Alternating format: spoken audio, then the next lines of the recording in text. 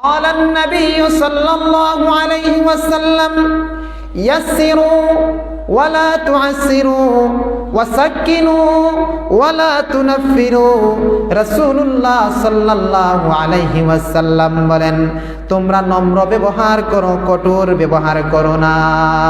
রাসূল বলছেন, বুখারী শরীফের হাদিস, ইয়াসসিরু, নম্র ব্যবহার করো, ওয়ালা তুআসসিরু, কঠোর ব্যবহার করো না, ওয়াসাক্কিনু ওয়ালা তুনাফিরু, মানুষকে শান্তি দাও, মানুষকে শান্তিতে থাকতে দাও, মানুষের মধ্যে বিদ্বেষ সৃষ্টি করো না, নফরত সৃষ্টি করো না, ওয়ালা তুনাফিরু, মানুষের মধ্যে বিদ্বেষ সৃষ্টি করো না।